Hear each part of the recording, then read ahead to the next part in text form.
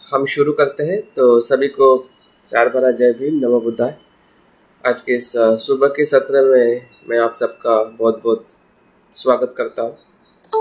और जैसे सर आपके फोटो नहीं आ रही, 90 डिग्री पर चेंज करना पड़ेगा। फोटो नहीं आ रही है अभी? हाँ तो रही, आप ठीक है सर। अभी ओके, थैंक यू सर।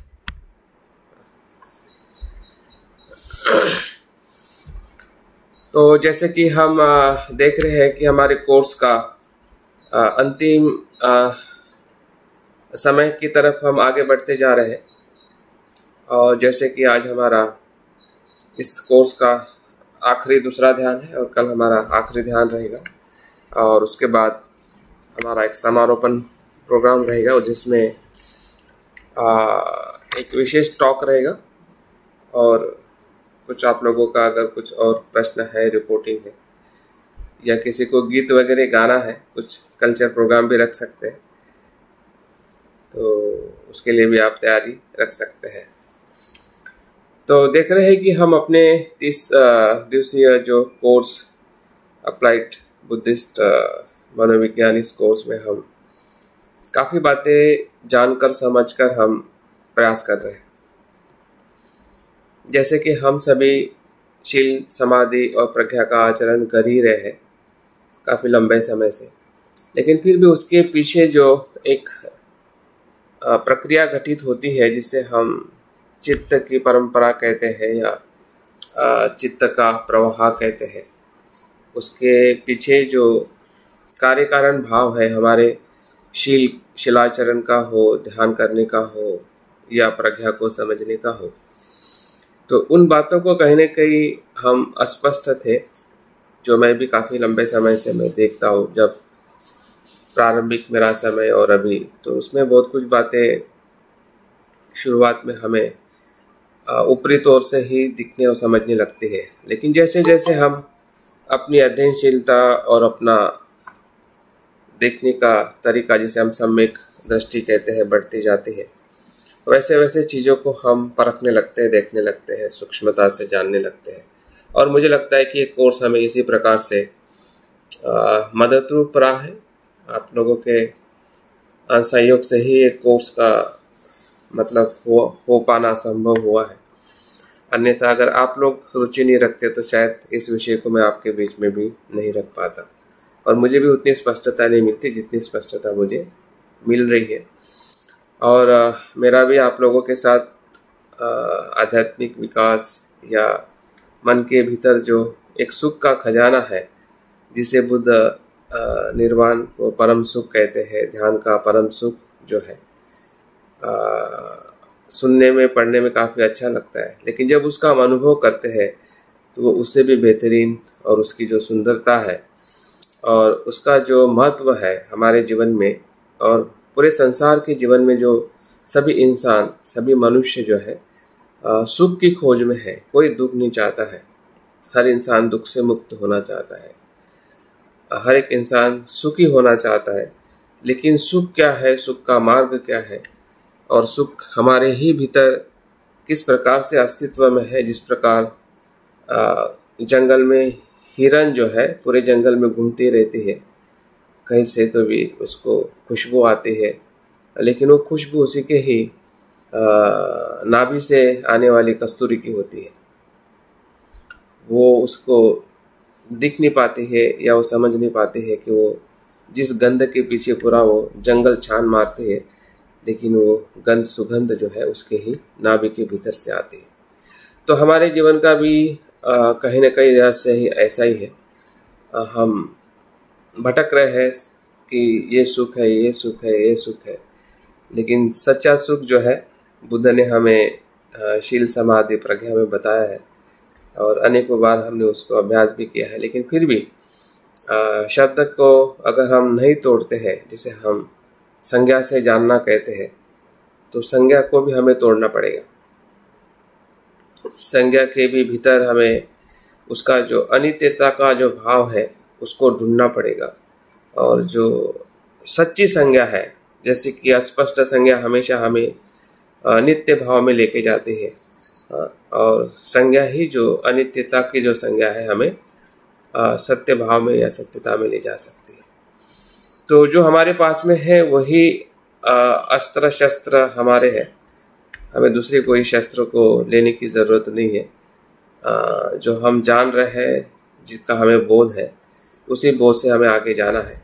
हाँ, लेकिन इतना ज़रूर है कि थोड़ा हमें और गहराई को, सूक्ष्मता को, या छोड़ने का जो भाव है या अनित्यता का अनुभव है, उस आधार पर हमें आगे जाना पड़ेगा, दूसरा कोई मार्ग नहीं है।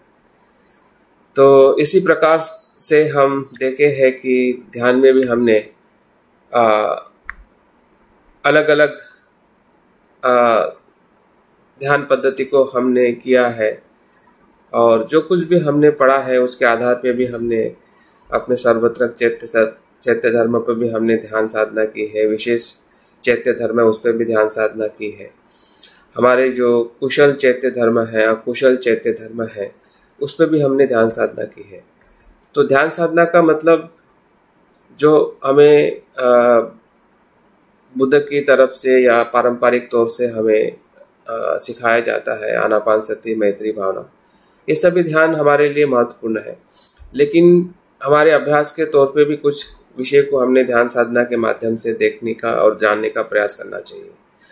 जैसे कि हम मैत्री भावना करते हैं, लेकिन मैत्री भावना के भीतर जो हमारे चैत्य धर्म है, वहाँ तक हमारा स्पर्श नहीं हो पाता है। मुझे लगता है कि हमारे पिछले ध्यान से हमने वो प्रयास किया है कि हमारे जो कुशल चैत्य धर्म है वही हमारी मैत्री भावना है, और उस आधार पर जब हम मैत्री भावना करते हैं तो एक कुछ भीतर से कुछ मैत्री का सुख जो है या मैत्री की जो अनुभूति है हमें होने लगती है। तो इस प्रकार से हमने अपने आप ही खोज करनी है, अपना खुद का ही परीक्षण हमें करते रहना है, जिसे हम धम्म विजय के नाम से काफ़ी अच्छी तरह से परिचित है। तो हमारी खोज हमें खुद करनी है। तो इसी के अनुक्रम में आज हम जैसे कि हमने पिछले 7 अध्याय में हमने देखा था कि बाबा साहब का चित्त जो है, या बाबा साहब के मनोविज्ञान को हमने थोड़ा स्पर्श करने का प्रयास किया था, बचपन से लेके युवानी और युवानी से लेके अंतिम उनकी जो यात्रा रही है इस भौतिक जगत में। लेकिन भौतिक जो उनका अस्तित्व है, जन्म, उनका कर्म और उनकी कार्य और उनका अंतिम सांस या मृत्यु, तो ये सामान्य घटना सभी मनुष्य के साथ में घटित होती है, वो एक अपना निसर्ग का स्वभाव है। लेकिन दूसरी घटना जो उसी व्यक्ति के साथ घटित होती है, वो चित्त की परंपरा, चित्त की प्रक्रिया क्या घटित हो रही है। तो चित्त के भीतर जो प्रक्रिया घटित होती है और उसी के वजह से व्यक्ति सामान्य रहता है या महान बनता है। तो हम जिस महान व्यक्ति, जिसे हम आधुनिक बोधिसत्व और सिंबल ऑफ नॉलेज के नाम से हम काफ़ी विश्व में परिचित है और हमारे श्रद्धा स्थान है, हमारे प्रेरणा स्रोत है, हमारे आदर्श, हमारे गुरु है, ऐसे बाबा साहब बोधिसत्व को जब हम सिर्फ घटनाओं में और उनके कार्य में ही देखते हैं, तो उनके चित्त प्रक्रिया की से घटित अनुभव जो है उधर हमारा उतना ध्यान नहीं जा पाता है, या उस पहलू को हम स्पर्श नहीं कर पाते हैं। तो कुछ हद तक हमने उस अध्ययन में हमने देखा है कि बाबा साहब का चित्त किस प्रकार से शुद्ध था और किस प्रकार से उनके बचपन से लेकर उनके आखिरी सांस तक वो चित्त की जो धारा है, जिसे हम धम्म छंद कहते हैं, जिसे हम विवेक कहते हैं, जिसे हम सामान्य तौर पे समझदारी कहते हैं, तो वो समझदारी, वो विवेक, वो प्रज्ञा जो उनके बचपन के घटनाओं में हम ढूंढते हैं तो दिखाई देती है। हम ऐसा ही विश्वास नहीं रख सकते कि नहीं कि बाबा साहब हमारे आदर्श है इसलिए ऐसा ही होगा। लेकिन अगर हम तर्क और विश्लेषण करते हैं तो हमें उस घटना के पीछे उनका वो चित्त जो है, या उनका जो मनोबल हम कह सकते हैं दूसरी भाषा में, वो मनोबल उनके साथ में था। मुझे और हम सभी को इस पे हमें विश्वास रखना पड़ेगा और उसका हमें चिंतन करना पड़ेगा, अन्यथा हम बाबा साहब को सिर्फ बाह्य रूप में ही हम समझ पाएंगे। उनका जो आंतरिक चैतन्य जो था या आंतरिक जो स्वरूप जो था उससे हम हमेशा समझ नहीं पाएंगे या उसको हम जान नहीं पाएंगे। तो उसी जानने के लिए हम आज उनका हम संदर्शन करने वाले हैं। उनके व्यक्तित्व को या उनकी जो वैचारिक या धम्म काया है या उनका चित्त से जो संपर्क हम कर सकते हैं, उस चित्त का हमें स्पर्श करना है, जिसे हम बाबा साहब की मनोकाया कह सकते हैं। क्योंकि जो व्यक्ति होता है वो दो प्रकार से अपने कर्मों को करता है, एक शारीरिक और एक मानसिक। और ऐसा कहा जाता है कि जो भी शारीरिक हम कर्म करते हैं उसके पहले हम हजारों बार और मानसिक कर्म कर चुके रहते हैं। जैसे कि हम अभी सुबह उठे हैं तो सिर्फ एक बार मानसिक कर्म करने से हम सुबह नहीं उठे हैं। रात से ही हमने कोई सोचा होगा या मन में वो विचार चलता होगा, सुबह भी विचार आ गया होगा और धीरे धीरे वो विचार हमारे संकल्प में परिवर्तित होकर हम इस वर्ग में बैठे हैं। तो ये घटना भले अभी घटित हो रही है जिस घटना में हम एकत्रित आए हुए हैं, लेकिन ये एकत्रित होने की या इकट्ठा होने की जो ये अनुभूति जो है वो हमारे चित्त में पहले से ही उत्पन्न हो चुकी थी, क्योंकि अगर वहाँ पे उत्पन्न नहीं होती है तो घटना घटित नहीं होती। तो घटना का या कर्म का चित्त के साथ कितना गहरा नाता है, और उस चित्त को जानने से बाबा साहब के अस्तित्व को भी हम बहुत गहराई से स्पर्श कर सकते हैं और उसका हमें अनुभव हो सकता है, और उस अनुभव से हम अपने आप में बदलाव ला सकते हैं। क्योंकि उसका उद्देश्य ये है कि हम बाबा साहब के बोधिसत्व चित्त को या बोधिसत्व उनकी चर्या को कैसे और क्यों हम संदर्शन करें। तो उसका कारण ये है कि उनका जो बोधिचित्त था उसका हमें अनुभव करना है। जैसे कि हम उनके रूप को देखते हैं, उनके कार्य को देखते हैं, तो कुछ न कुछ हमें बोध होता है कि ये बाबा साहब हमारे हैं या इन्होंने एक काम किया है। वैसे ही ध्यान के माध्यम से उनके बोधिचित्त का हमें अनुभव लेना है। दूसरा जो उद्देश्य है इस ध्यान का कि हमारे भीतर जो अपने खुद के बारे में जो अस्पष्टता है या कमजोरी है या अविश्वास है, तो उस अशुद्धता को हमें रूपांतरित भी करना है कि अगर वो चित्त के वजह से इतने महान हो सकते हैं या हुए हैं, तो मेरे भीतर भी वही शुद्धता है, मेरे भीतर भी वही क्षमता है। तो जब हम बाबा साहब को देखते हैं तो उसका मतलब यह है कि हम स्वयं को भी देखते हैं। अगर हम स्वयं को ना देखें और सिर्फ बाबा साहब को देखें तो हम सच्चे अर्थ में बाबा साहब को देख नहीं सकते। उदाहरण के तौर पे अगर आप आईने में देख रहे हैं और आपका चेहरा ही आप देख नहीं पा रहे हैं, तो उस चेहरे का और उस आईने का मतलब क्या? तो बाबा साहब को देखना या बुद्ध को देखना मतलब अपनी खुद की क्षमता को भी अनुभव करना, और वो क्षमता जो है एक शुद्धिकरण की जो प्रक्रिया है या बुद्ध होने की तरफ हमारा जाने वाला जो चित्त जो है उसका कहीं ना कहीं हमें एक स्रोत है या उसका अनुभव जो है हमारे भीतर उनके होने से, क्योंकि बाबा साहब एक हमारे लिए आइडियल है कि उन्होंने उस अवस्था को अनुभव किया है। वो एक उदाहरण है, हम सिर्फ कल्पना नहीं कर रहे हैं। ये कोई मतलब ऐसी बात नहीं है कि हम ऐसे ही बाबा साहब को स्मरण कर रहे हैं या बुद्ध को स्मरण कर रहे हैं। बाबा साहब बुद्ध को स्मरण करने का मतलब ये है कि वो उदाहरण होके गए इस धरती पर। ऐसा नहीं कि वो अमानवीय व्यक्ति है या अमानवीय घटना है, वो मानवीय घटना है कि जो इस मनुष्य जीवन की वो विकास का एक उच्चतम स्तर है, जिसे हम बाबा साहब या बुद्ध कहते हैं। तो उसको साक्षी मान, वो साक्षी है हमारे लिए, एक गाइड है, एक मार्गदर्शक है, और हम अपने आप को उसके भीतर देखते कि मैं भी उस प्रकार से चित्त को अगर शुद्ध करता हूँ या हो रहा है तो मैं भी उस अवस्था तक जा सकता हूँ या मुझे जाने का संकल्प करना है। तो ये उसका दूसरा पक्ष है जब हम शुद्धिकरण या उनके संपर्क में जब हम आते हैं। तो यही उद्देश्य है। और जैसे कि हम देखते हैं कि बाबा साहब को हम सिंबल ऑफ नॉलेज कहते हैं, प्रज्ञा के प्रतीक कहते हैं। तो इसका भी हमें बौद्ध दर्शन में बहुत महत्वपूर्ण जो बोधिसत्व है जिसका नाम आपने सुना होगा मंजूश्री, जो प्रज्ञा के प्रतीक के रूप में या प्रज्ञा के गुण के रूप में उनको दर्शाया गया है।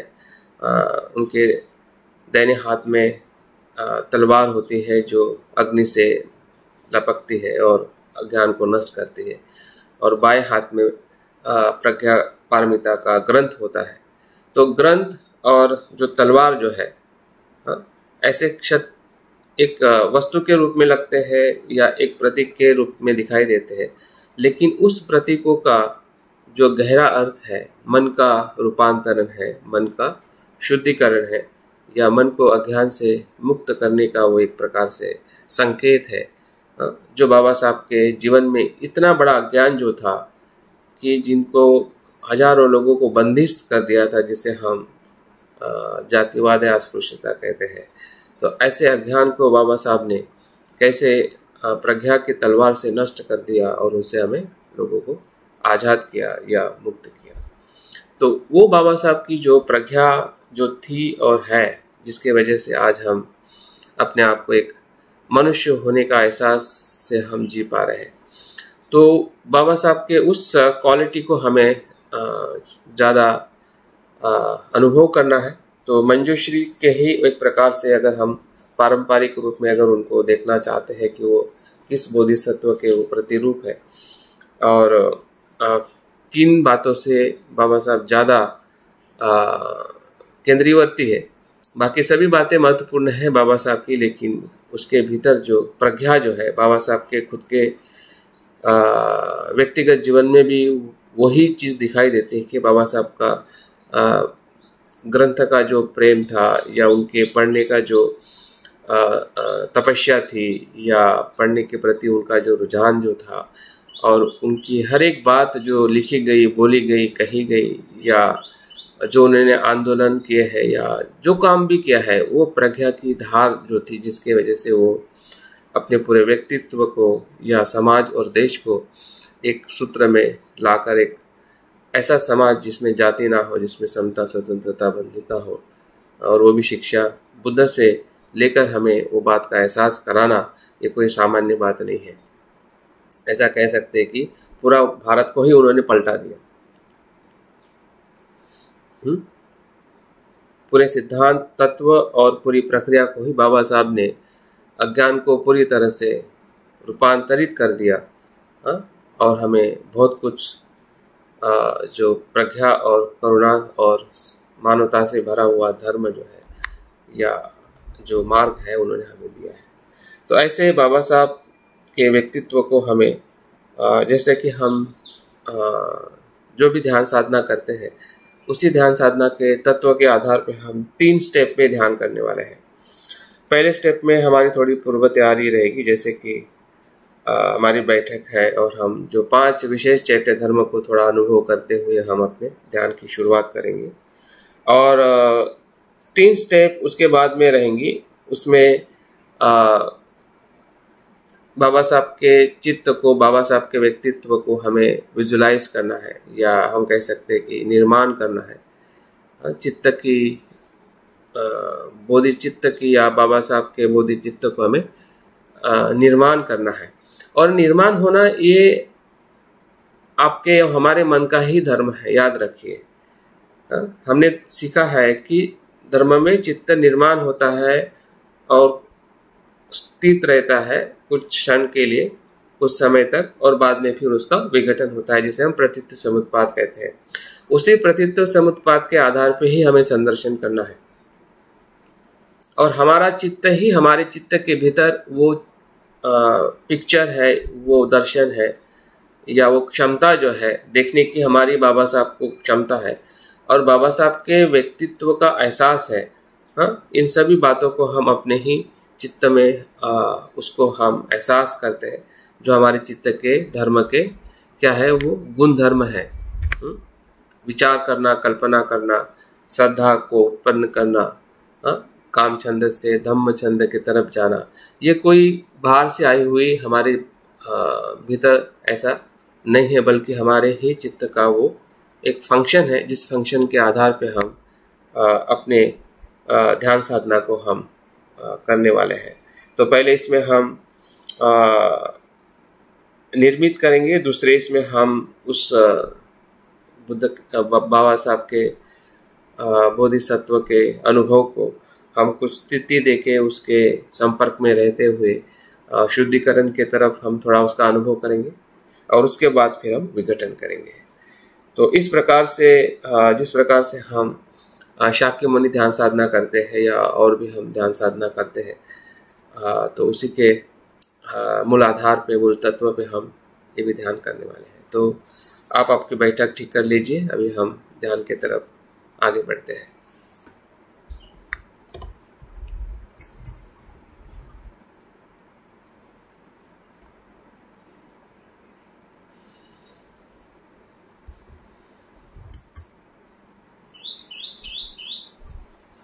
धीरे धीरे आप आपकी बैठक को ठीक करें और देखिए कि आप तनाव मुक्त और सुखद ऐसी अवस्था में बैठे हैं।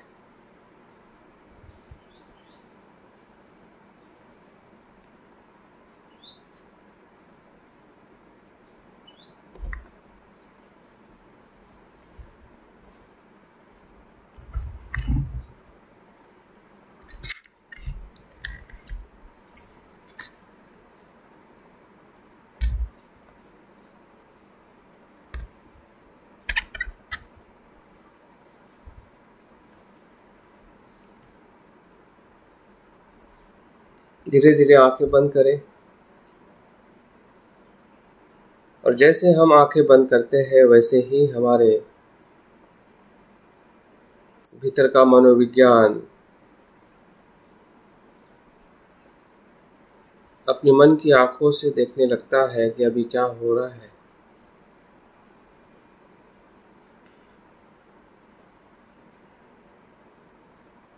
जो स्पर्श हो रहा है, उस स्पर्श से वेदना भी हो रही है, उस वेदना से संज्ञाएं निर्माण होती है, संज्ञा से चेतना और चेतना से मनस्कार। यही सर्वत्र चैत्य धर्म हर क्षण में उत्पन्न हो रहे हैं, लय हो रहे हैं, उत्पन्न हो रहे हैं, लय।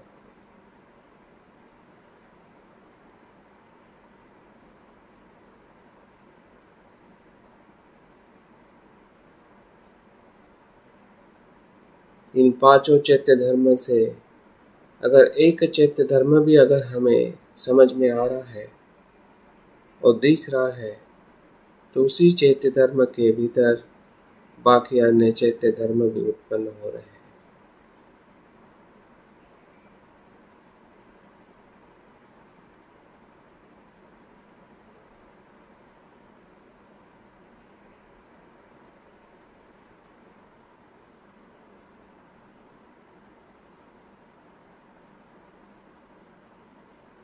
जैसा भी हमारा चित्त है,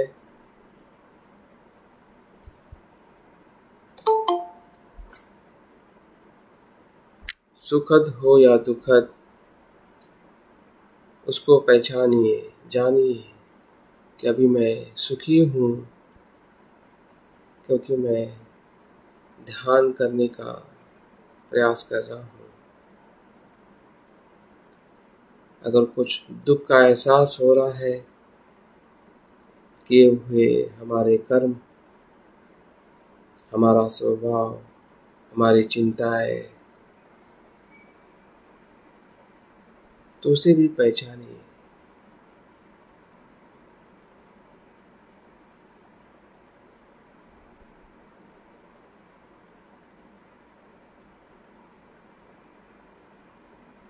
धीरे धीरे हमारा छंद संसारिक विषयों से वापस आ रहा है।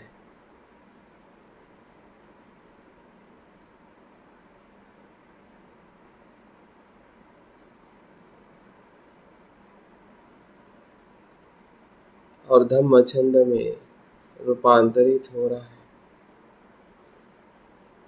क्योंकि इस क्षण में हम सिर्फ ध्यान कर रहे हैं, शरीर से, इंद्रिय से, मन से हम यहीं पर है। जो कुशल कर्म है,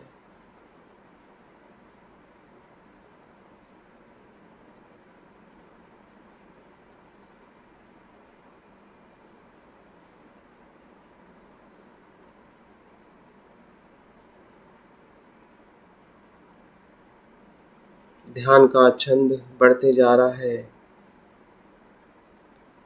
हम आनंदित हो रहे हैं, क्योंकि छंद हमें उत्साह देता है,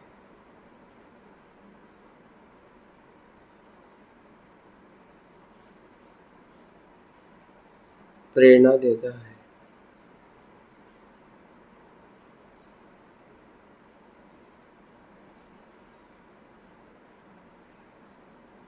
और यही छंद हमें संकल्प करने के लिए मदद करता है कि जिसमें मुझे आनंद मिल रहा है उसी का मैं संकल्प करूं। ये भी मेरे चित्त का ही धर्म है।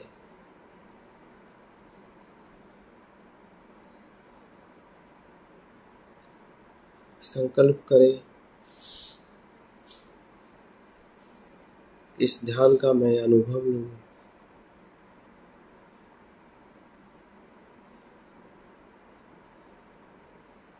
बाबा साहेब बोधिसत्व संदर्शन ध्यान का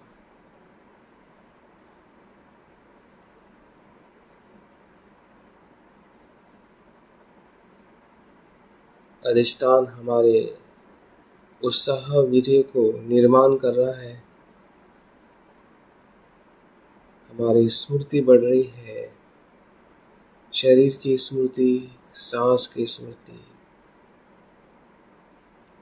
इस क्षण में जो हो रहा है उसकी स्मृति।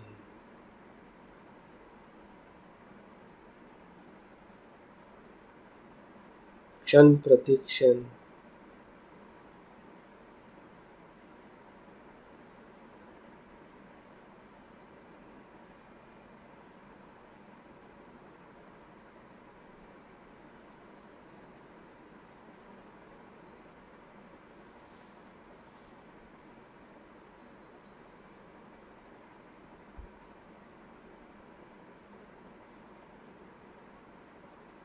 जैसे हमारी स्मृति बढ़ रही है, वैसे ही हम पूरे शरीर और मन को देख पा रहे हैं कि सभी धर्म अनित्य है।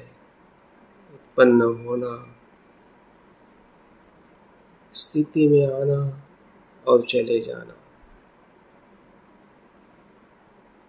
यही मेरे संपूर्ण काया, मन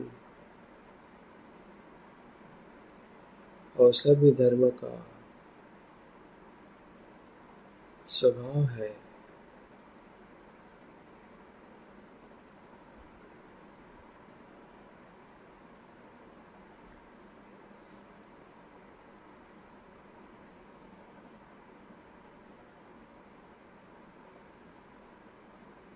सर्वधर्म स्वभाव शुद्ध,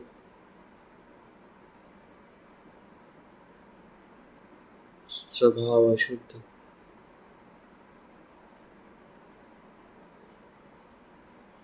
सभी धर्म स्वभाव से शुद्ध है, क्योंकि वो अनित्य है। और मैं भी स्वभाव से शुद्ध हूँ, क्योंकि मैं अनित्य हूँ।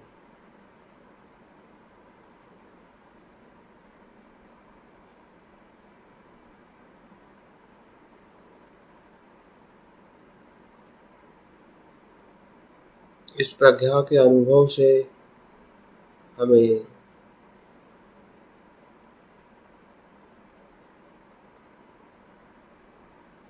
संदर्शन का प्रारंभ करना है।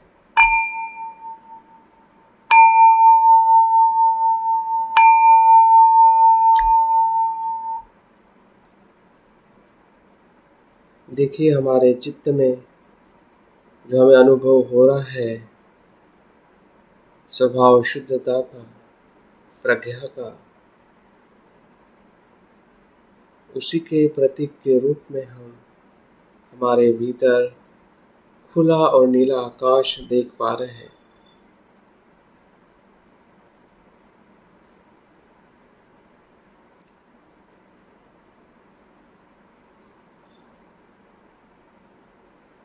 जो अनंतता का प्रतीक है, शून्यता का प्रतीक है, और शून्यता ही मेरे प्रज्ञा का अनुभव है। प्रज्ञा ही शून्यता है, शून्यता ही प्रज्ञा है।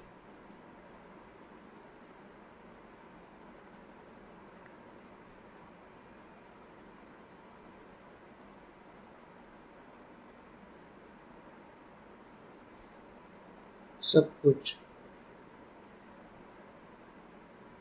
भीतर बाहर, सूक्ष्म बड़ा, सभी स्वभाव शून्य है। स्वयं का किसी का भी स्वतंत्र अस्तित्व नहीं है। इसलिए सभी शुद्ध है, अनंत है।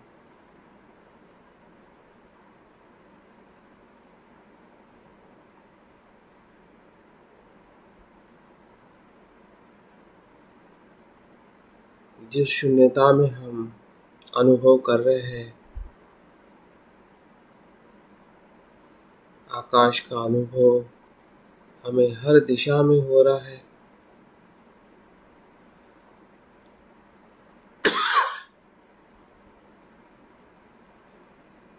हम स्वयं भी इस खुले आकाश में बैठे हुए हैं।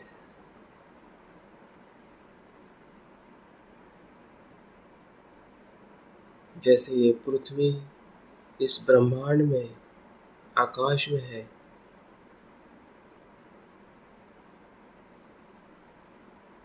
उसी प्रकार से हम शून्यता के आकाश में हैं।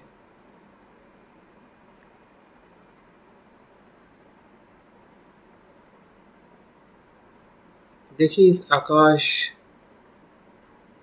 नीले आकाश के मध्य में कुछ तो भी उत्पन्न हो रहा है जो आध्यात्मिक है,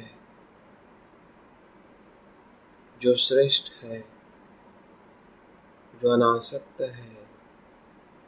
ऐसे शुद्धता का प्रतीक एक सुंदर शुभ्र ऐसा कमल पुष्प,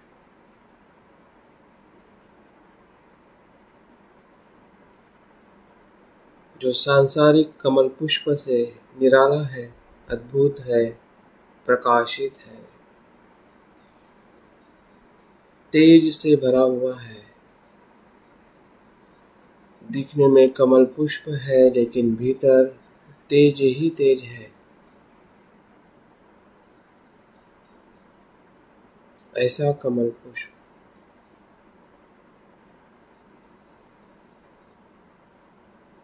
जो हम सोच रहे हैं और देख रहे हैं, ये हमारे चित्त का धर्म है। उसको देखने दीजिए, अनुभव करें।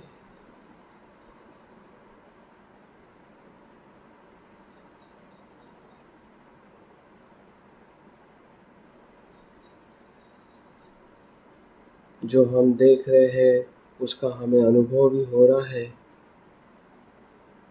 ये कमल पुष्प मेरे आसक्ति भाव से निर्माण हो रहा है, जिसे हम अलोभ कहते हैं, लोभ से मुक्त ऐसा धर्म, ये उसी का प्रतीक है।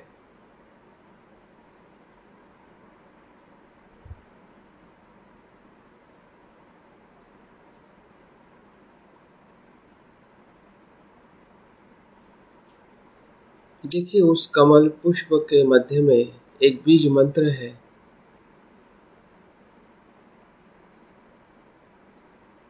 उस बीज से कुछ निर्माण होने वाला है,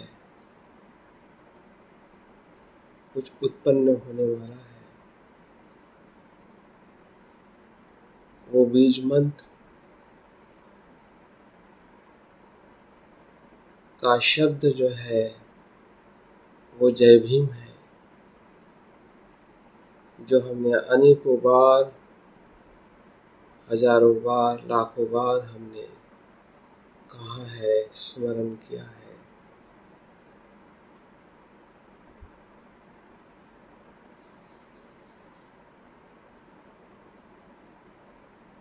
जो शक्ति का प्रतीक है,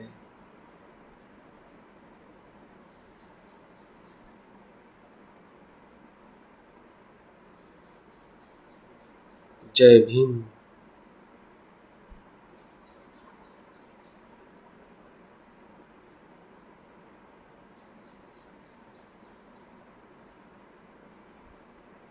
सत्य की विजय।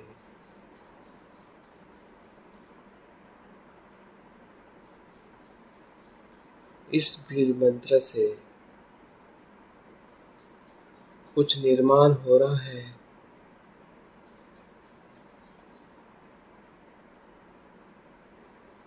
एक प्रतिरूप में।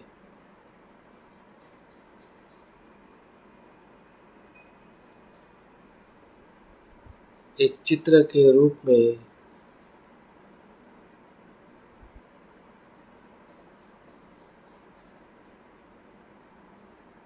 जो बाबा साहब बोधिसत्व का है,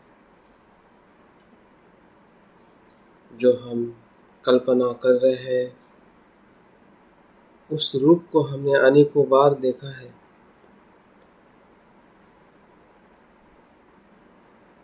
इन आँखों ने, इस मन ने, ये ऐसा वो रूप नहीं है। वो रूप जो अभी हम देख रहे हैं वो प्रकाशित है। जो हम रूप बाहर देखे हैं वो भौतिक है। इससे निराला है, तेजस्वी है,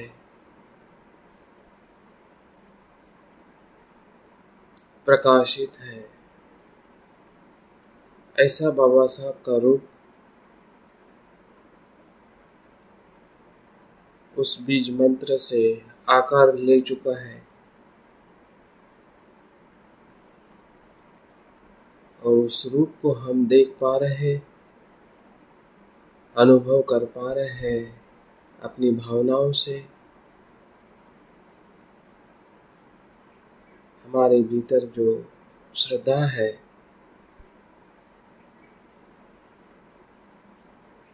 उनके गुणों को देखने की, उनके प्रज्ञा को देखने की, और स्वयं को भी वैसा बनाने की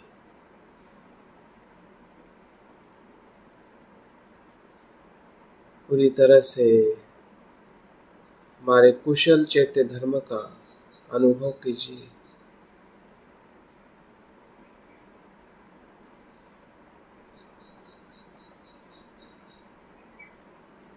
बुद्ध के मार्ग पर चलने वाले बोधिसत्व बाबा साहेब, जो दीक्षा भूमि के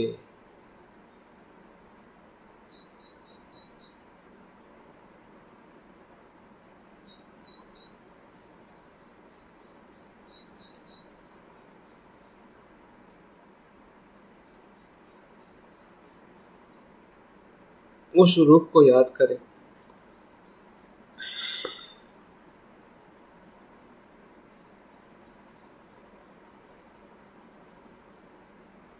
जो बाबा साहब स्वयं दीक्षा लेकर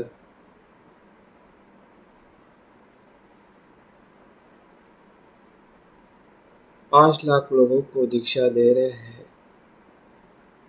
ये बाबा साहब का चैतन्य, ऊर्जा, उनकी प्रज्ञा उस रूप में हमें दिख रही है।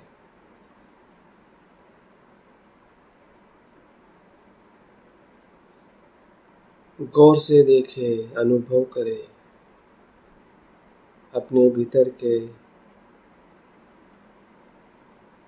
प्रज्ञा से, स्मृति से, श्रद्धा से।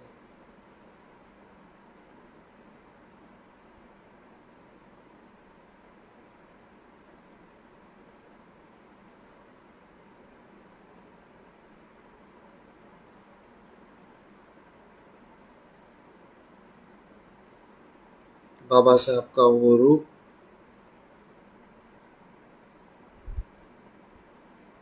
उस 10वें बोधिसत्व के भूमिका है, जहाँ पर बोधिसत्व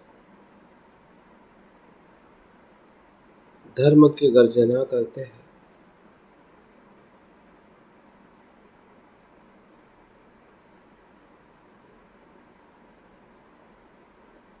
धम्म के सुख से लाभान्वित करते हैं।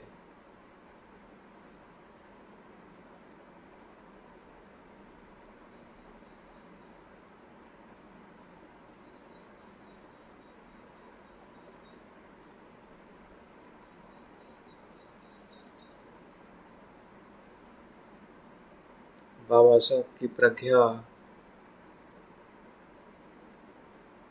कितनी श्रेष्ठ और परिपूर्ण थी, जो आज भी हमें लाभान्वित कर रही है। देखिए बाबा साहब के उस रूप का प्रकाश, जो उनके शरीर से ही नहीं, उनके चित्त से, उनकी भावनाओं से, उनकी प्रज्ञा से उन 5 लाख लोगों को ही नहीं, तो भारत के, संसार के सभी जीवों को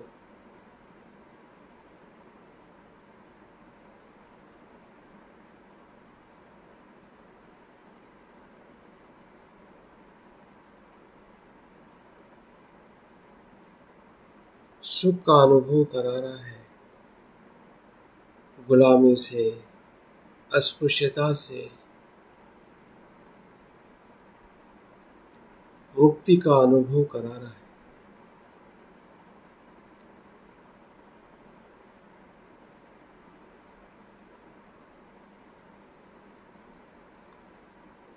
यही उनकी सर्वश्रेष्ठ बोधिसत्व की,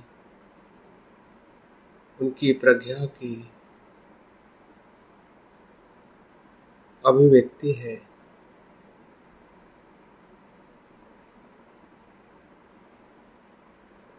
प्रज्ञा के कारण ही वो सभी गुलामी के जंजीरों को तोड़ चुके हैं।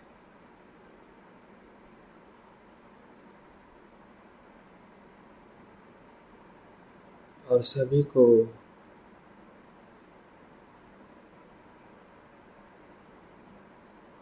उस बेड़ियों से, गुलामी से मुक्त कर चुके हैं। ऐसी बाबा साहब की प्रज्ञा, उसी का ही रूपांतरण उनकी करुणा भाव में दिखाई देता है।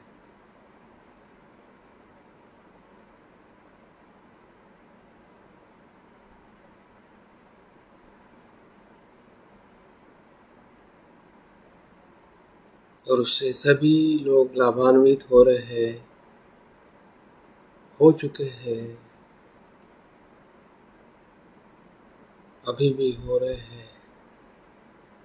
जब जब भी हम बाबा साहब के रूप को देखते हैं, जय भीम की गूंज सुनते हैं तो हमारे भीतर, समाज के भीतर एक चैतन्य, ऊर्जा, शक्ति का निर्माण होता है।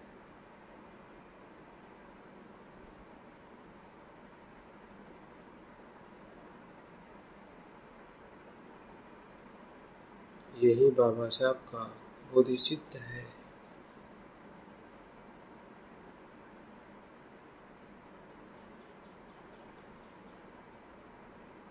प्रज्ञा और करुणा से भरा हुआ।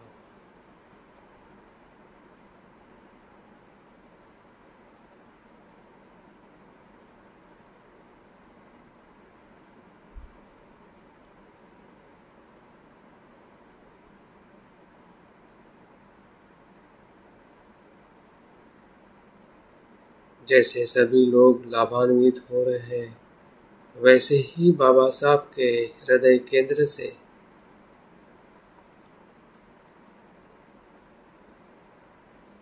एक प्रकाश का पुंज हमारे तरफ भी आ रहा है और हमारे हृदय केंद्र को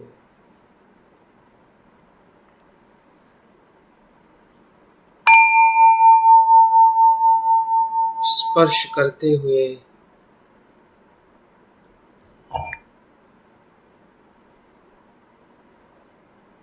उसे हम देख रहे हैं। ये हमारे ध्यान की दूसरी अवस्था है जो हमने निर्माण किया है हमारे ही चित्त से, हमारे ही चित्त के भीतर।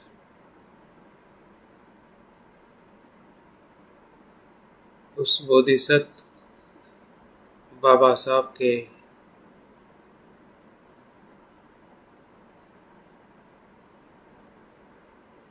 धम्म रूप को हम अनुभव कर रहे हैं।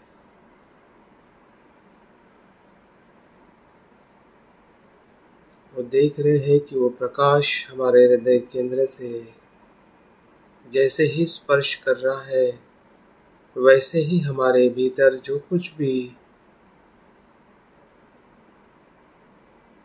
अस्पृश्यता से आई हुई हीन भावना है,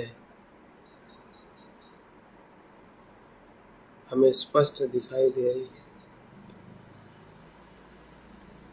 हमारे भीतर का आत्मविश्वास, हमारे भीतर की कुशलता और अकुशलता दोनों स्पष्ट दिखाई दे रही है।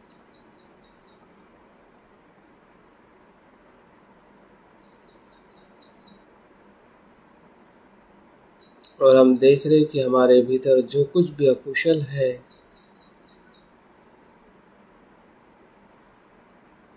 अशुद्ध है, लोभ है, द्वेष है, मत्सर है, अहंकार है,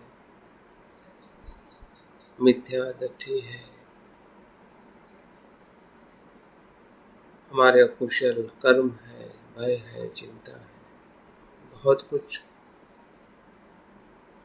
जो लोभ और द्वेष मोह के कारण उत्पन्न हो रहा है, हमें समझ में आ रहा है।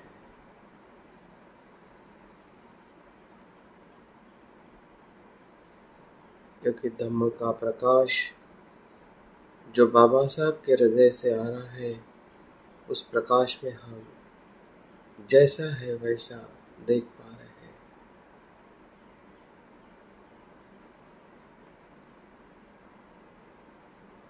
धीरे धीरे उसको हम और प्रकाश तेजस्वी हो रहा है, और जैसे आग में सब कुछ जल जाता है, अशुद्धता जल जाती है और सिर्फ शुद्धता रहती है, तो हमारे भीतर जो कुछ भी बुराई है, अशुद्धता है, वो सब कुछ जल के शुद्ध हो रही है।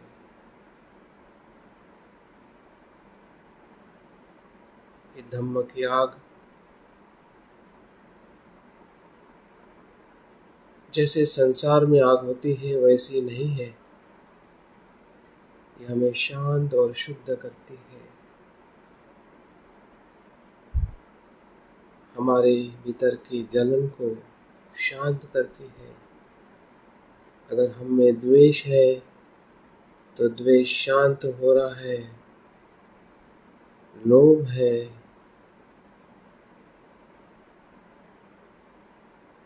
लोभ भी शुद्ध हो रहा है।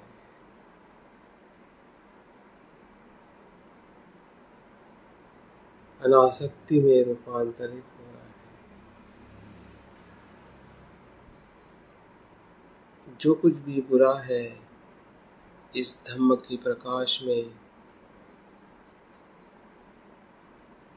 बाबा साहब के प्रज्ञा के तेज में सब कुछ शुद्ध हो रहा है।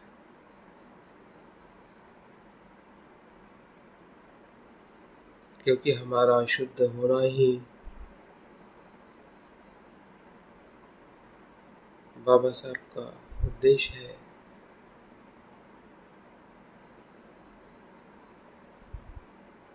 धम्म ही शुद्ध करता है, जिसमें प्रज्ञा है, करुणा है, मैत्री। देखिए इस प्रकाश पूरे शरीर में, मस्तिष्क से लेकर पैर तक, जहाँ कहीं पे भी रुकावट है, अवरोध है, बीमारी है, रोग है, सब कुछ शुद्ध हो रहा है।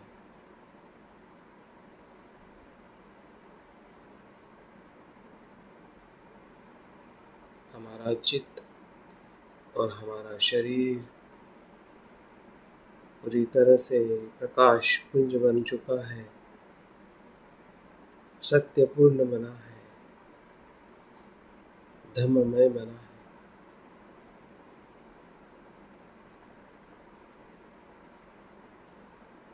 हम स्वयं भी उसी अवस्था को अनुभव कर रहे हैं जिस अवस्था में हम बोधिसत्व बाबा साहब को देख रहे हैं।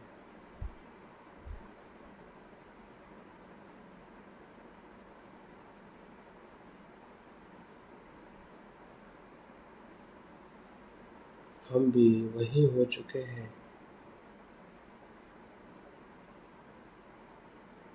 हमारा चित्त भी वैसे ही हुआ है जैसे बोधिसत्व बाबा साहब का है।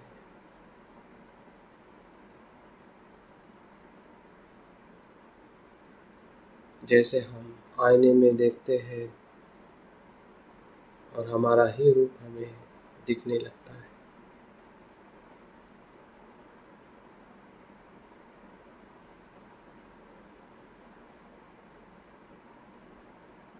अनुभव करें चित्त की शुद्धता का,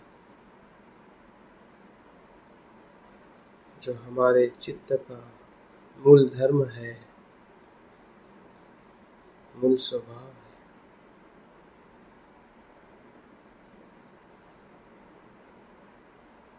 हम वही अनुभव कर रहे हैं जो हम हैं या जो हम हो सकते हैं।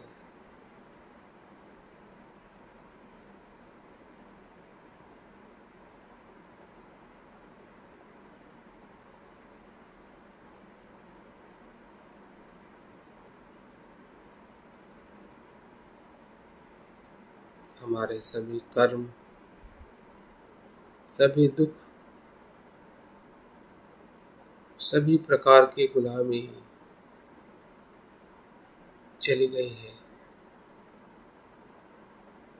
और हम शुद्ध है, मुक्त है।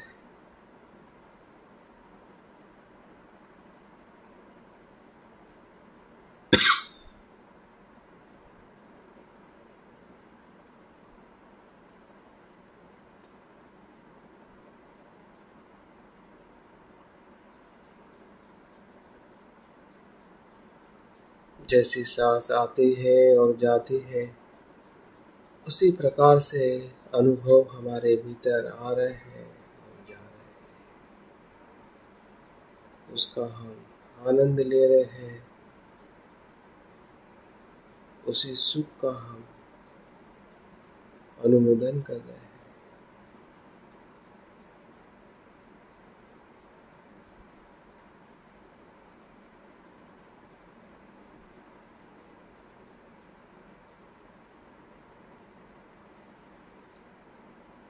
बाबा साहब की संपूर्ण शक्ति धम्ममय है, प्रज्ञामय है। उनकी अध्ययनशीलता,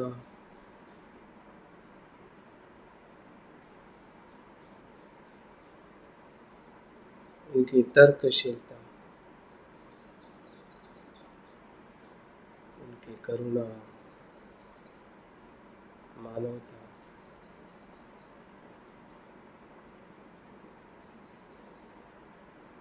सभी हमारे भीतर हम देख पा रहे हैं।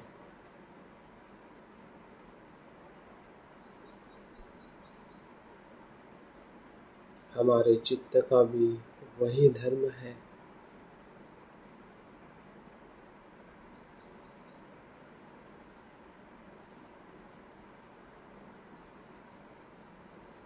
और उससे हम परिचित हो रहे हैं, उससे हम एक रूप हो रहे हैं।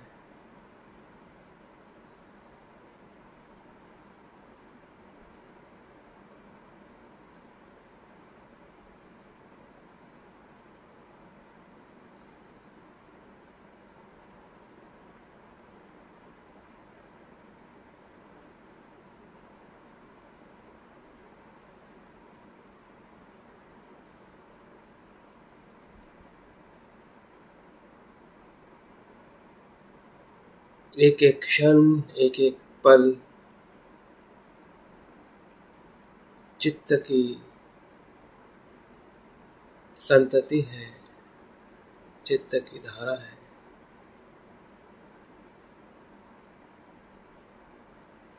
जो बाबा साहब के चित्त से हमें एक रूप कर रही है।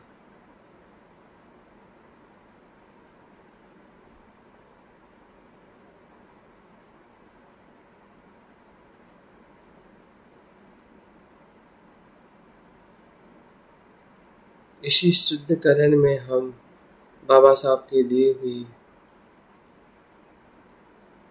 3 मंत्र, शिक्षित बनो, संघर्ष करो, संगठित बनो, ये बुद्ध धम्म और संघ को दर्शाती है। और उस मंत्र को हम बाबा साहब के हृदय से आते हुए हम देख रहे हैं। हमारे भीतर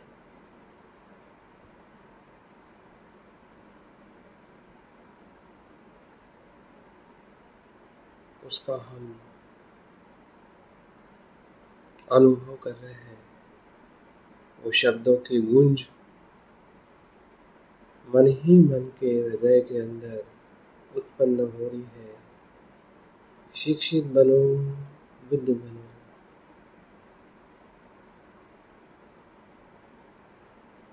संघर्ष करो, मन के धर्म को शुद्ध करो,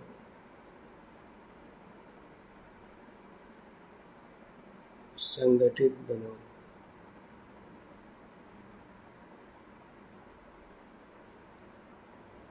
मैत्री का व्यवहार करो।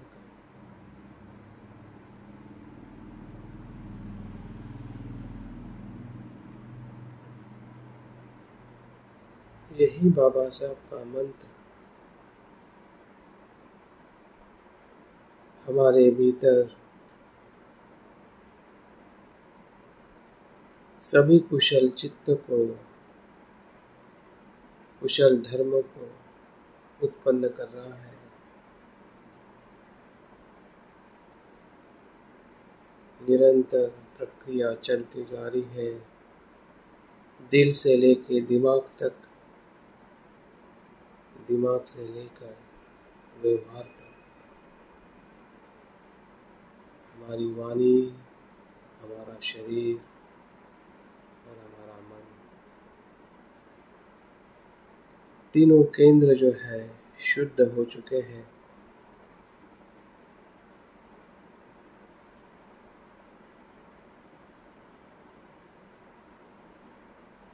अभी हमारे कर्म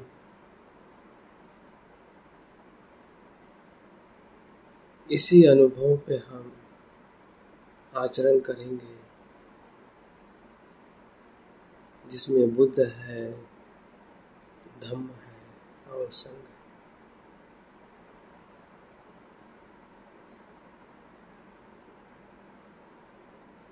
यही बाबा साहब का मंत्र है, बुद्धं शरणं गच्छामि,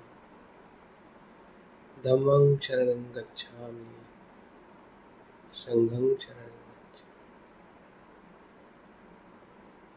मेरी दूसरी कोई शरण नहीं है, मेरी बुद्ध ही शरण है,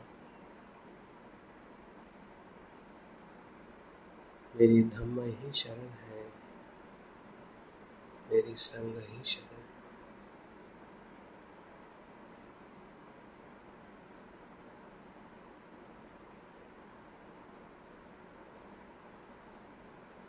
पूरे हमारे इंद्रिय, पूरा हमारा चित्त सभी तरह से बाबा साहब के साथ, उनके चित्त के साथ संपर्क कर रहा है, अनुभव ले रहा है, कल्पना से, विचारों से, भावनाओं से, उनके गुणों से, उनकी वाणी से,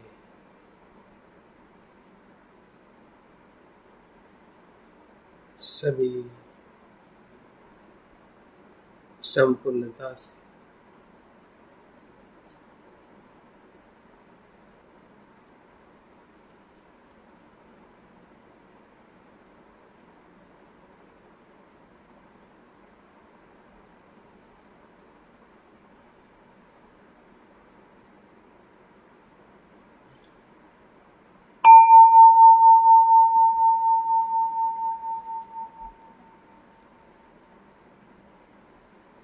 जो हमने उत्पन्न किया है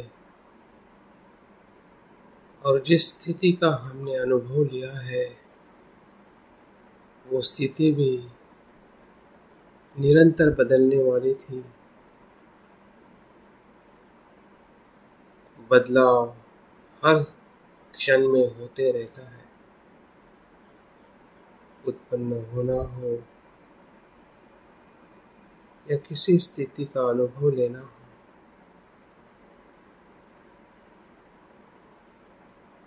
और उसका नष्ट होना भी, लय होना भी निर्धारित है।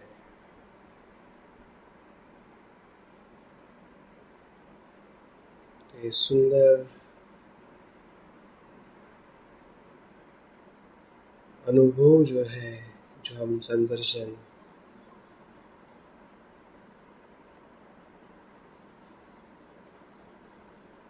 हमने निर्माण किया है, उसे धीरे धीरे छोड़ने का भी अनुभव लीजिए। ये भी सत्यता का ही अनुभव है।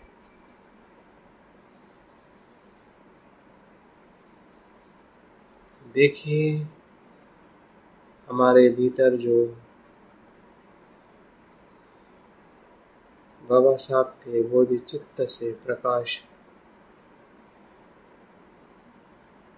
धीरे धीरे वापस उनके हृदय केंद्र में वापस जा रहा है, उनके शरीर में विलीन हो रहा है और बाबा साहब और तेजस्वी और प्रकाशित दिखाई दे रहे हैं।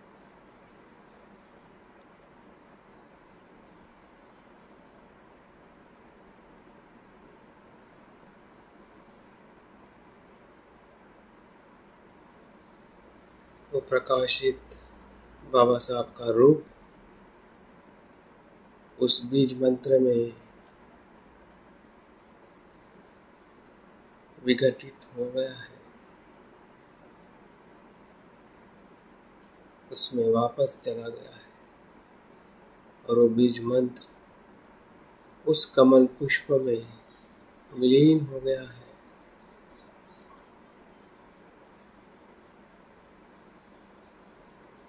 और ये शुभ कमल पुष्प इस नीले आकाश में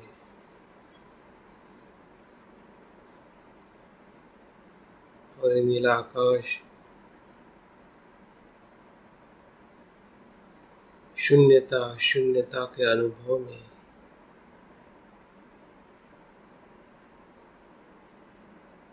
विलीन हो गया। सब शून्य है,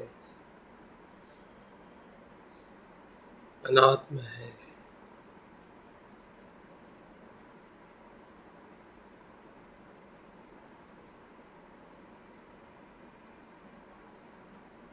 प्रतीत्य समुत्पन्न है।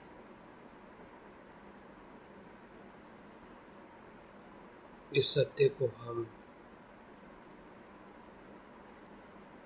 प्रज्ञा से देख पा रहे हैं, जागृति से अनुभव कर रहे हैं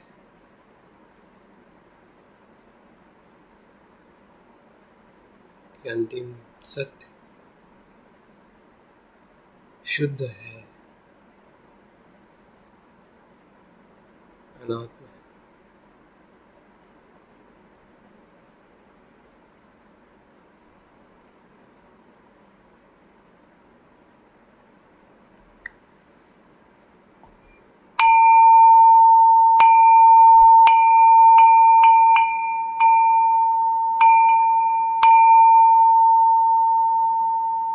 धीरे धीरे ध्यान को समापन करते हुए अवलोकन करें कि जो हमें अनुभव हुआ है उस अनुभव के आधार पे हमारे कुशल कर्म काया वाचा मन से निरंतर करने का संकल्प करें और आंखें खोलते हुए इसका ध्यान समाप्त करें।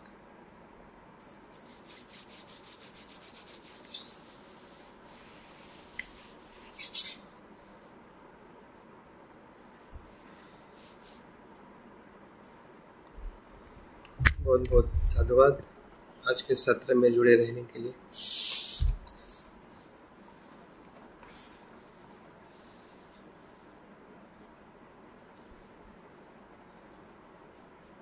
उम्मीद करता हूँ कि इस ध्यान से आपको ज़रूर कुछ अनुभव हुआ होगा कि हमने बाबा साहब के चित्त का कैसे अनुभव करना चाहिए।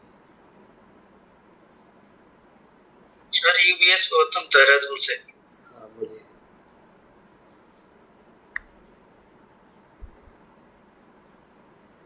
कुछ कहेंगे सर, ये मैं मनोगत रख सकता